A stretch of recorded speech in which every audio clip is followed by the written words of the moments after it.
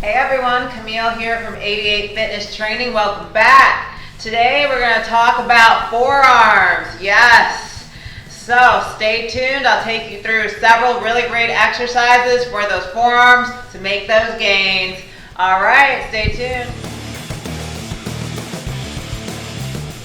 After the rear delt, the forearm is probably the second most neglected muscle there is.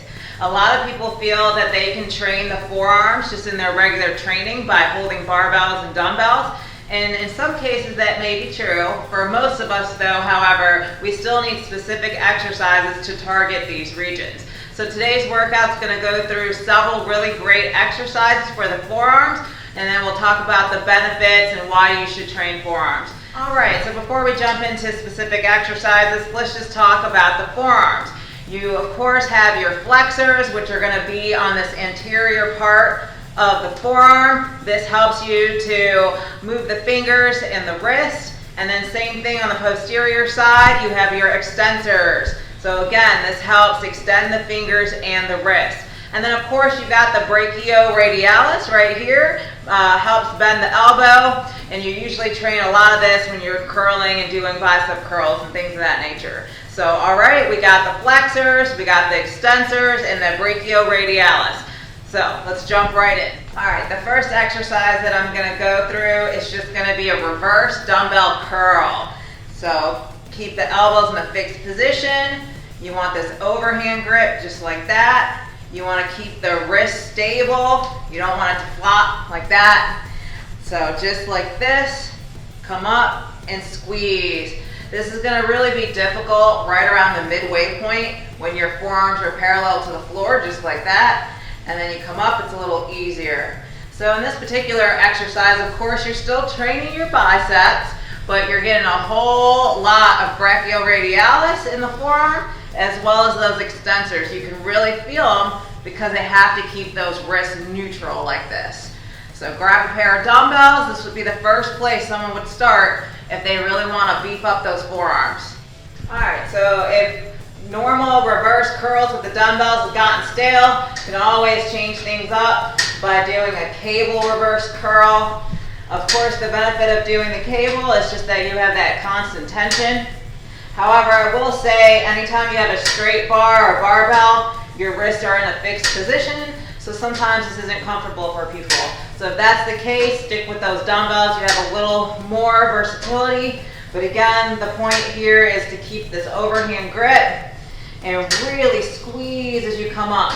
And as soon as you get to like 6 to 12 reps, those forearms are going to start burning. You're definitely going to feel it. So I would definitely program this early in your arm day so you're not burning out these forearms from the get-go. So for whatever reason, people start to think of the forearms like the calves and that they don't need to be progressively overloaded. But y'all, they're a muscle like every other muscle you train. So over time, of course, you're going to need to progressively overload them if you're trying to grow those forearms. So a great way to do that is to switch up to the barbell. You can load up a whole lot more weight plates on this barbell than you probably could with the cable or just the dumbbells alone. So this is a really great way to progressively overload. Same principles all apply. You want that overhand grip. Come up, squeeze. Again, the hardest point of this is when the forearms are parallel from the floor. In fact, if you want to get super nasty with this, try doing an isometric hold here, just like that. Or you can do eccentrics, where you're lowering the weight nice and slow, just like that. The only thing with the barbell, I will say, because you are progressively overloading and it's so heavy, you really want to make sure your elbows are warmed up before you go for that one. But it's a really great way to ensure you're getting the intensity levels that you need to grow those forearms. So now that we went through all the overhand reverse curl variations, let's start with some of the hammer curl variations. So, of course, you're going to start with your dumbbell hammer curl, just like this, all the way up, all the way down, just like this. Similar to the reverse curl, right about the halfway point is where the resistance is the hardest, and then nothing up here and not a whole lot down here. So it's that little range of motion in there. And you want to control it all the way up, control it all the way down, really taking that time under tension to get those gains.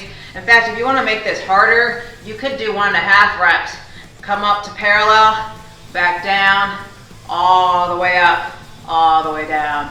Up to parallel, all the way up, all the way down. It's a really great intensifying technique, but these are pretty hard all by themselves, especially if you're really squeezing these dumbbells. All right, and keeping with our hammer grip, I have another variation for you. It's using the Swiss bar. Goes by various names. I've heard it called the ladder bar as well. But again, you have that nice neutral grip. So we're really able to work those forearms. You're still working biceps, don't get me wrong, but you're definitely emphasizing some forearm here. You're gonna feel it for sure. Same thing with the other barbell exercise. You wanna control it up and definitely wanna control that lowering portion. In fact, if you have a partner, when you get stuck, I would have them help you get it all the way up, and then you focus on that eccentric lowering portion, just like that. All right, this next one's gonna be a preacher curl done as a hammer curl. So the first time I actually saw this was on Mountain Dog's page, rest in peace, but it's a really great one. Now I don't have a preacher curl bench per se, but I just have this incline bench set up like this. You wanna sink your armpit right into it. Stretch that arm out and then come up and squeeze. So again, it's right about here you start to feel it in that forearm. But just like this. On a traditional preacher bench, it's a little better because your dumbbell head will clear, the pad there. You're not kind of stuck down here. But in any case, this isn't a bad idea because you never want the elbow perfectly straight. You want a slight bend in it just to protect it. A lot of bicep tears and things could happen if you fully lock out that arm under load and heavy load, so definitely be careful. But this is a real nasty hammer curl variation, and you don't see it at the gym very commonly. So I guarantee if you start doing this at your gym, everyone else is going to start doing it too, but you're definitely going to feel this region right here in the forearms. All right, I bet when you were thinking forearms, you weren't thinking kettlebells, but a really great exercise that you can do for those forearms is a hammer curl. And you really want to do these as unbroken.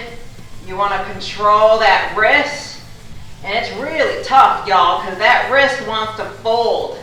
And this dumbbell, because the weight is further out, see, I can't even hold it out like that, but because the weight is hanging out away from the hand, you have this huge moment arm sticking out there.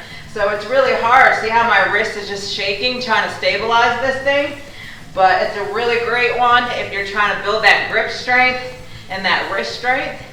So in fact, if you're someone that uses a lot of wrist wraps in particular, and you don't have that wrist strength, this is a really great one to try. All right, so in keeping with the kettlebell, we're gonna do towel curls. And so even if you don't have a kettlebell, you just have your gallon jug of water you're carrying around, that works too. So take your towel just like that. You want to put it through the handle, and then we want to keep this hammer neutral grip. Keep the elbows fixed, come up and squeeze. This is a lot more challenging than you think because of how hard you have to squeeze this towel. In addition to that, you need to keep that kettlebell stable. You start curling too fast, it's swinging all over the place, recipe for disaster. So again, take your time, really squeeze this towel and go up, squeeze, lower real slow, stretch all the way down, back up, just like that. So again, not something you commonly see done, but a really great exercise, and all you need is one of these towels and a kettlebell. All right, y'all, now that I've showed you all the bicep variations, I want to show you some isolation exercises for those flexors and extensors specifically. So grab your easy bar or your barbell. You want to hook your thumb just like that, really squeeze the bar, and we're just going to bring that wrist up. We're doing wrist extensions here. So you're really going to feel it on this front top part of your forearm. Now you could do these seated as well, and in fact, seated you might have a little more range of motion, but if you have any wrist flexibility issues, this will be a little more friendly version for you than the seated.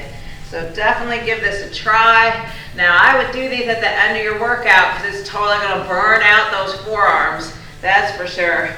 So go ahead, get 10 to 12 good reps in there at least, and then move on to this next exercise. The next exercise is going to be a behind the back,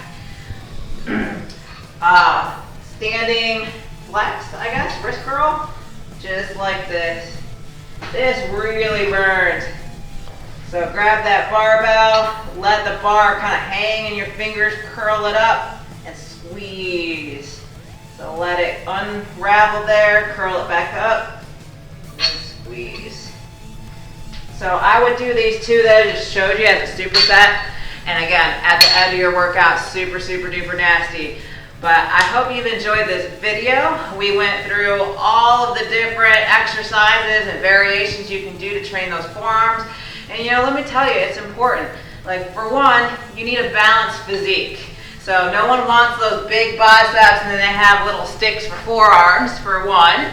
But for two, the stronger your forearms and your grip is, the more you can up the weight on conventional lifts like deadlift, your pull downs, and you won't have to use those lifting straps all the time. In fact, if you are someone that uses the lifting straps all the time, every single set, you might want to actually remove them and only use them when it gets really hard, because you're not able to fully train those forearms. So again, really great exercises. Don't neglect those forearms. Just definitely don't. Just like the rear delts, they need attention too. And don't think for a second you can't progressively overload them. You absolutely can. You just need to use some caution while you're doing some of these lifts. You don't want any overuse injuries, and make sure you're warmed up, especially those elbows.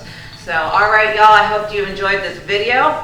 I'm not sure there's a forearm playlist, but definitely check out our other videos and hit that like and subscribe. Camille, 88 Fitness Training.